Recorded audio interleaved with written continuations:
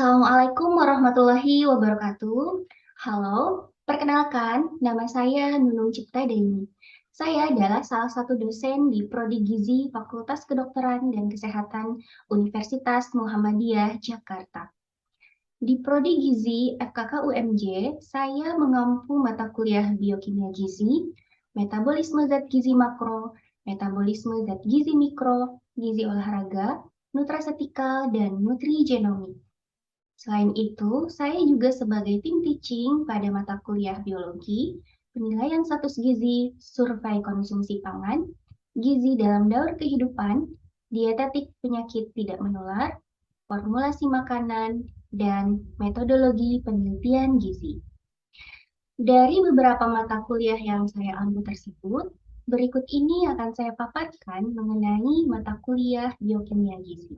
Mata kuliah biokimia gizi merupakan salah satu mata kuliah dasar yang dibuka pada semester 2 dan menjadi prasyarat untuk beberapa mata kuliah lain di semester selanjutnya. Biokimia adalah ilmu kimia dari organisme hidup, memahami tentang struktur dari zat gizi, metabolisme zat gizi dalam tubuh, serta prinsip-prinsip biokimia yang sangat penting untuk dipahami sebagai dasar ilmiah dari diet sehat, kesehatan, dan interaksi antara manusia dan lingkungannya. Mata kuliah biokimia gizi membahas mengenai pengertian dan pemahaman serta praktikum tentang mekanisme kimia zat gizi di dalam tubuh manusia yang mencakup bioenergetika, biokimia air, karbohidrat, lemak, protein, vitamin, mineral, enzim, hormon, dan aktivitas antioksidan.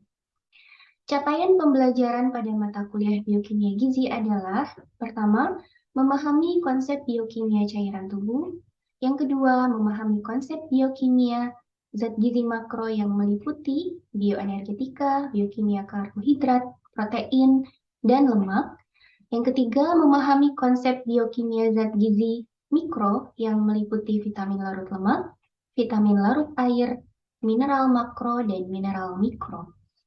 Yang keempat, memahami konsep keseimbangan metabolisme tubuh yang meliputi biokimia enzim, hormon, serta antioksidan. Untuk memenuhi capaian pembelajaran tersebut, mata kuliah biokimia gizi memiliki beban SKS sebesar 3 SKS dengan rincian 2 SKS tatap muka perkuliahan dan 1 SKS tatap muka praktikum. Pada tatap muka perkuliahan terdapat sebanyak 16 kali pertemuan, sedangkan tatap muka praktikum terdapat sebanyak 14 kali pertemuan. Sistem pembelajaran menggunakan metode hybrid untuk perkuliahan melalui daring dengan sinkronus dan asinkronus, adapun untuk praktikum dilaksanakan secara luring dan juga secara daring. Pokok materi yang disampaikan pada sesi UTS meliputi: pertama, pengantar biokimia dengan submateri pentingnya biokimia bagi kehidupan dan manfaat biokimia bagi bidang kesehatan. Pokok yang kedua, air dan cairan dengan submateri kebutuhan cairan dan mekanisme keseimbangan cairan dalam tubuh. Kemudian dilanjutkan dengan materi ketiga, karbohidrat dan energi dengan submateri pengertian karbohidrat, jenis-jenis karbohidrat, manfaat karbohidrat, metabolisme karbohidrat meliputi pencernaan, penyerapan, dan ekskresi karbohidrat. Kemudian metabolisme energi dan regulasi metabolisme energi. Materi yang keempat yaitu tentang lipid dengan submateri adalah jenis-jenis lipid, kemudian metabolisme dietary lipid, metabolisme asam lemak dan trigliserida, dan metabolisme kolesterol. Selanjutnya ada pokok materi tentang protein dengan submateri jenis-jenis protein dan asam amino, metabolisme protein pada sistem pencernaan, metabolisme asam amino, dan siklus urea. Adapun pokok materi untuk sesi UAS yaitu pokok materi ke-6 tentang vitamin dengan submateri pengertian vitamin, jenis-jenis vitamin, manfaat vitamin, dan metabolisme vitamin mencakup pencernaan dan penyerapan vitamin di dalam tubuh. Selanjutnya, pokok materi yang ketujuh yaitu tentang mineral. Submaterinya pengertian mineral, jenis-jenis mineral, manfaat mineral, dan metabolisme mineral, yakni mencakup pencernaan dan penyerapan mineral dalam tubuh. Pokok materi selanjutnya yang ke-8 adalah tentang enzim dan koenzim. Dengan submateri, pengertian enzim dan koenzim, karakteristik dan penggolongan enzim, mekanisme kerja enzim, serta faktor-faktor yang mempengaruhi kecepatan reaksi kerja enzim. Selanjutnya adalah pokok materi yang ke-9, yaitu tentang hormon. Dengan submateri, pengertian hormon, macam-macam hormon, mekanisme kerja hormon, hormon-hormon utama, dan pengaturan pengeluaran hormon. Selanjutnya, yang terakhir adalah pokok materi tentang antioksidan. Dengan submateri, pengertian antioksidan, konsep oksidan dan antioksidan, pembagian antioksidan berdasarkan asal dan tempat berfungsinya, dan terakhir fungsi oksidan dan antioksidan di dalam tubuh. Metode pembelajaran perkuliahan dilakukan dengan metode ceramah, diskusi, dan tanya jawab. Sedangkan pembelajaran praktikum dilakukan dengan beragam metode meliputi simulasi, observasi, demonstrasi, dan diskusi kelompok. Komponen dan proporsi penilaian pada mata kuliah biokimia gizi terdiri dari 5 komponen, yaitu praktikum sebesar 20%, tugas 20%, kuis 10%, nilai UTS 25%, dan nilai UAS 25%. Syarat lulus pada mata kuliah biokimia gizi adalah minimal mendapatkan nilai 55 atau mendapatkan huruf mutu C. Sebagai pengampu atau koordinator mata kuliah, saya mengajar sebanyak 10 kali tatap muka perkuliahan dan 8 kali tatap muka praktikum. Salah satu materi perkuliahan yang saya ajarkan adalah tentang pokok materi lipid, yakni metabolisme lipid makanan.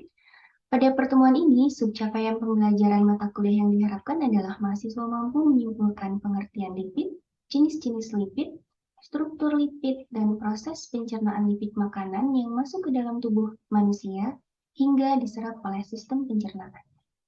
Berikut adalah rekaman video pembelajaran yang dilakukan secara daring pada semester genap tahun ajaran 2021-2022. Terima kasih. Wassalamualaikum warahmatullahi wabarakatuh.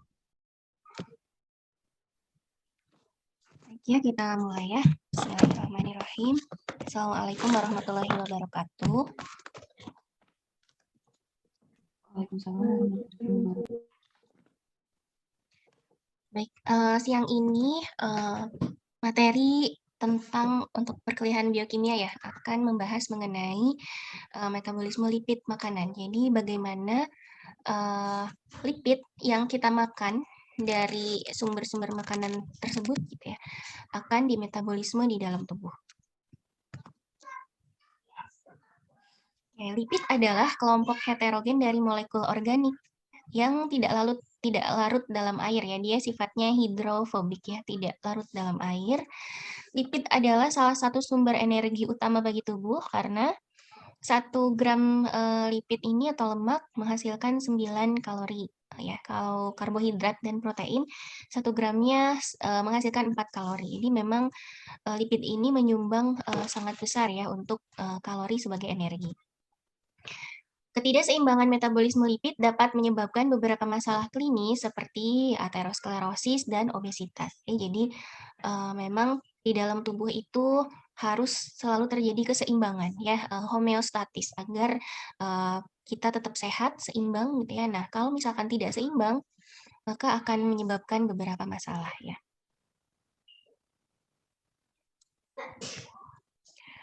Kemudian jenis-jenis lipid itu apa saja? Ya, jenis-jenis lipid bisa dibedakan berdasarkan struktur kimianya. Ya, yang pertama dia berupa asam lemak atau fatty acid. Ya, lalu ada lagi yang dinamakan triacylglycerol atau nama lainnya trigliserida. Ya, lalu ada juga dia dalam bentuk fosfolipid. Kemudian ada juga dalam bentuk strukturnya steroid. Ya. Ada lagi namanya glikolipid. Ya, kalau asam lemak itu memang molekul yang paling kecil ya, molekul yang terkecil dari lemak. Biasanya saat kita mengkonsumsi makanan oleh tubuh itu akan diproses gitu ya, dihidrolisis menjadi asam lemak. Nah, kalau triasylgliserol itu terdiri dari tiga ya, ada 3 asam lemak di sana, kemudian ada gugus gliserolnya. Nah, kalau fosfolipid ini dari lemak yang mengikat fosfat, makanya namanya fosfolipid ya. Jadi ada fosfat di situ dan ada lemaknya. Kalau steroid ini dia lebih bersifat hormon ya, lemaknya memiliki sifat hormon. Kalau glikolipid, nah ini dari kata gliko dan lipid, kalau fosfolipid kan fosfo dan lipid. Kalau glikolipid, gliko dan lipid, artinya ada glukosa di situ ya yang berikatan dengan lipid. Oke. Kemudian ini adalah contoh dari ilustrasi dari struktur lemak ya. Nah, kalau fatty acid itu yang ini paling atas ya, dia merupakan molekul yang paling sederhana dari lemak ya. Jadi lemak itu nanti diserap salah satunya sebagai fatty acid gitu ya, kemudian disimpan di dalam penyimpanan adiposa juga dalam fatty acid ya. Kemudian ini adalah yang kedua struktur dari triasylglycerol. Jadi dia punya 3 ya, 3 fatty acid di sini ya. Kemudian kalau fosfolipid di sini ada ikatan fosfat. Di sini ya, lihat ada ikatan fosfat. Steroid, nah ini adalah struktur khas steroid ya, seperti ini ya. Ada ini A, B, C, D ya, seperti ini. Ini adalah struktur steroid. Jenis steroid ini lebih ke seperti kolesterol ya. Lalu glikolipid, nah di sini ada karbohidrat ya, berikatan dengan karbohidrat, dengan glukosa di sini ya. Glycolipid. Oke, itu adalah jenis-jenis lipid berdasarkan strukturnya ya. Lalu kemudian jenis-jenis lemak ya, asam lemak berdasarkan ikatan rantai karbon. Nah, sekarang kalau tadi itu ini kan jenis-jenis lipid ya, berdasarkan struktur kimia ada asam lemak, diasylgliserol, fosfolipid, steroid, dan glikolipid. Nah, asam lemak ini sendiri ini dibagi menjadi beberapa klasifikasi lagi ya. Nah, ini jenis-jenis asam lemak tadi ya, ada berdasarkan ikatan rantai karbonnya. Ya, bagi rantai karbon yang jenuh, ini disebut asam lemak jenuh atau saturated fatty acid, SFA. Kemudian kalau misalnya dalam strukturnya itu ada ikatan ganda ada satu ikatan ganda, maka asam lemak tak jenuh tunggal namanya, atau MUFA, ya, monounsaturated fatty acid. Kalau lebih dari satu, ada 2, 3, dan seterusnya, maka namanya adalah asam lemak tak jenuh ganda atau polyunsaturated fatty acid atau disebut juga dengan PUFA ya. Jadi ini berdasarkan jenis ikatannya. Jadi ada ikatan ganda atau rangkap, ada yang tidak rangkap gitu ya. Kalau tidak rangkap itu berarti jenuh. Semuanya sudah berikatan dengan hidrogen ya. Kalau misalkan ada yang rangkap gitu ya, berarti itu tidak jenuh gitu ya. Nah, kalau hanya satu berarti jenuh tunggal. Kalau lebih dari satu berarti tak jenuh ganda ya. Oke, ada yang mau ditanyakan sampai sini? Saya ingin bertanya Ibu mengenai lemak. Nah, terima kasih sebelumnya Ibu sudah menjelaskan materinya. Pertanyaan saya itu, jika kita kelebihan lemak dalam tubuh itu disimpan di mana ya Ibu? Maksudnya disimpan di lapisan mana dan itu di bagian mana? Dan saya pernah membaca kalau misalkan kita berat badannya turun, misalkan sedang diet dan itu lemaknya itu kemana ya Ibu? Terima kasih Ibu. Oke, terima kasih Ida, pertanyaannya bagus ya. Jadi kalau kita asupan lemaknya berlebih, gitu ya, maka oleh tubuh kita akan disimpan di sel adiposa tadi ya, di sel adiposa di sini ya. Nih, sebagian besar, nah nanti akan disimpan di sel adiposa di sini ya. Nah, sel adiposa kita banyak ya, bisa di sekitar perut gitu ya, di lengan, paha, itu banyak sekali sel adiposa kita dan tak terbatas gitu ya, tak terbatas, bisa diisi sebesar-besarnya gitu ya. Kalian pernah lihat mungkin kalau orang yang sudah berapa ratus kilo gitu ya, itu masih mungkin untuk bisa ditambah lagi gitu ya sel adiposanya. Tidak seperti organ hati dan organ otot. Hati dan otot itu juga ada tempat menyimpan, tapi hanya sedikit, ya, hanya sedikit. tidak bisa banyak gitu ya. Yang paling banyak itu adalah disimpannya di sel adiposa. Nah, baik lemak ataupun karbohidrat, kalau misalkan kita juga kelebihan karbohidrat kan disimpannya dalam bentuk glikogen ya. Glikogen itu disimpannya di hati. Tapi hati juga terbatas, penyimpanannya tidak bisa banyak. Jadi kalau misalkan kita kelebihan karbohidrat, maka karbohidrat itu akan diubah menjadi lemak juga ya, akan diubah menjadi lemak dan disimpannya di dalam sel adiposa gitu. Nah, kalau misalkan seseorang kemudian setelah kelebihan berat badan gitu ya, dalam artian simpanan lemaknya sangat berlebih, maka dia melakukan diet gitu ya, pengaturan makanan agar bisa mengurangi berat badan. Yang pertama adalah jika memang dia mengurangi berat badan dengan cara yang benar gitu ya, benar-benar lemaknya yang asupannya itu mengurangi kalori ya, mengurangi kalori ya, tidak hanya air yang kemudian menurunkan kadar air saja, kadar air tubuh, tapi juga menurunkan persen lemak tubuh. Nah, itu lemaknya itu digunakan dibakar ya, digunakan dioksidasi menjadi energi. Tuh. Jadi orang yang ingin menurunkan berat badan, dia harus melakukan defisit kalori. Ya, dia makannya itu harus defisit kalori. Kalau misalkan dia kalorinya saat dihitung kebutuhan kalorinya misalnya 2000 kalori. Nah, agar dia bisa menggunakan simpanan lemaknya untuk energi, maka dia harus mengkonsumsinya defisit kalori. Jadi dia mengkonsumsinya kurang dari 2000 kalori yang dia butuhkan setiap hari. Misalnya, untuk pertama dia defisit kalorinya 500 kalori gitu ya. Disusunkan menu sebanyak 1500 kalori, padahal kebutuhan dia sehari itu 2000 kalori. Maka karena kebutuhannya 2000 kalori, tapi dari makanan yang dimakan itu totalnya adalah 1500 kalori, maka yang 500 kalorinya nanti akan diambil dari lemak yang disimpan di dalam tubuh. Lemak disimpan di dalam tubuh itu akan dilisis ya, akan lipolisis.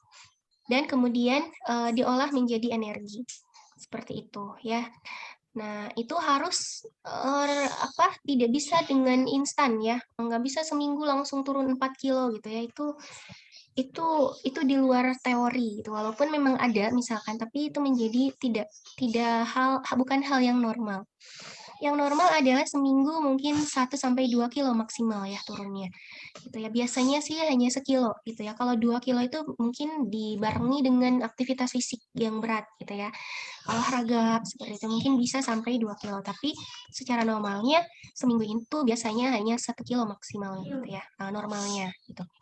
Nah, itu kenapa bisa hilang? Ya itu tadi, karena individunya konsumsi makanannya defisit kalori, dari misalnya tadi ya, kebutuhannya 2000, tapi dia mengkonsumsi makanan total yang dikonsumsi kalorinya 1500 misal gitu ya, maka yang 500-nya itu akan mengambil dari simpanan lemak yang ada di dalam tubuh dia gitu ya.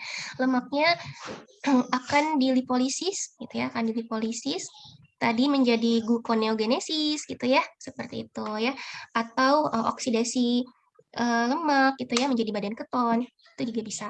Sehingga sedikit demi sedikit lemak yang ada di dalam simpanan adiposanya menjadi berkurang dan berat badannya akan menjadi menurun. Seperti itu, Idel. Ada yang mau ditanyakan lagi, Idel? Baik, Ibu. Terima kasih banyak, Ibu. Sama-sama. Yang lain ada yang mau ditanyakan? Iya, silakan. Kenapa orang yang kelebihan lemak itu lebih mudah lelah, Bu? Lebih mudah lelah. Kenapa ya? Karena mungkin kalau secara logikanya gitu ya, memang kalau kita obesitas gitu ya, kelebihan lemak itu mempengaruhi metabolisme tubuh. Ya, akan terjadi banyak inflamasi di dalam sel adiposanya, gitu ya, akan banyak inflamasi dan itu akan menurunkan kualitas metabolisme tubuh kita, sehingga kita akan menjadi mudah lelah, gitu ya. Oleh karena itu, memang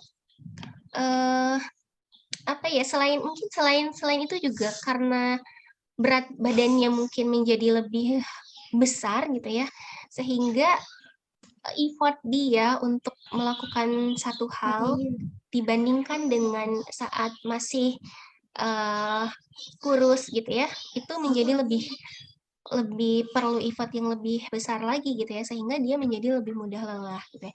Tapi kalau dari sisi biokimianya memang gitu ya, memang pada saat kita kelebihan simpanan lemak, adiposa kita terlalu banyak menyimpan lemak, maka proses inflamasi peradangan di dalam tubuh kita menjadi lebih tinggi. Nah, kalau inflamasi lebih tinggi, maka sistem metabolisme kita menjadi tidak efisien gitu ya, dan sehingga kita menjadi lebih mudah lelah. Tuh ya. Ada lagi yang mau ditanyakan, Rizaina? Tidak ada, Ibu. Terima kasih, Bu. Yang lain, ada yang mau ditanyakan lagi? Ibu, saya ingin bertanya. Ya, silakan Adita. Tadi kan di kontrol lipid digestion itu dikendalikan secara hormonal ya, Ibu. Pertanyaan saya, misalkan ada salah satu hormon yang tidak bisa bekerja dengan baik atau malah tidak bisa diproduksi, itu dampaknya apa ya, Ibu? Oke, kalau misalnya ada seorang yang ada gangguan hormonal gitu ya, dia tidak bisa mengeluarkan memproduksi misalkan salah satu hormon yang tadi, maka akibatnya adalah akan terganggunya sistem pencernaan dari lipid tersebut gitu ya. Jadi lipid yang kemudian kita konsumsi tidak secara optimal diserap oleh tubuh kita gitu ya. Nah, kalau misalnya contohnya pada cystic fibrosis gitu ya. Dia itu kalau pada cystic fibrosis itu permukaan sel ususnya itu terlalu ada gangguan di permukaan sel ususnya gitu ya. Dia itu lengket, permukaan sel ususnya itu lengket sehingga menghambat penyerapan dari lemak ke dalam breast border gitu ya. Nah, pada akhirnya dia akan kekurangan lemak-lemak esensial, gitu ya, lemak-lemak esensial. Kan kalau untuk kolesterol itu kita bisa memproduksi sendiri lah, oke lah gitu ya. Kolesterol tubuh masih bisa memproduksi, tapi ada lemak-lemak esensial yang harus kita dapatkan dari makanan ya. Contohnya tadi omega 3 ya. Omega 9, omega 6 itu lemak-lemak esensial yang harus kita dapatkan dari makanan.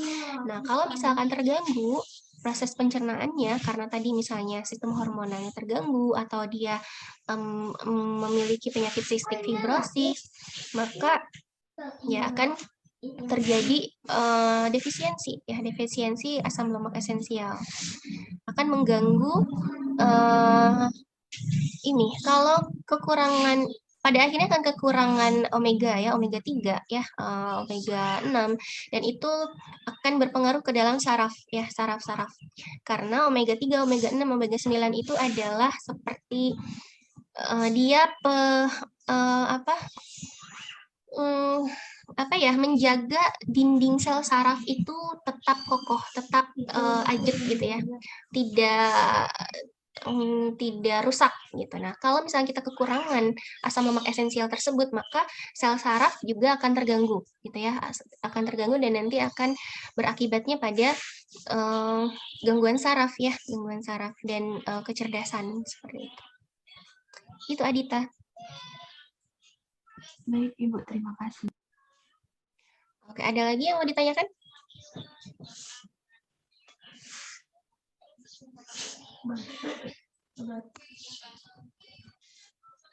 Ya, aku kangen tuh.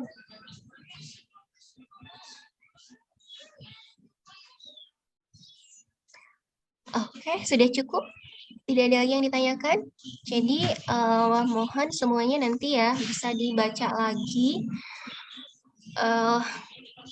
bagaimana proses pencernaan dari lipid ya.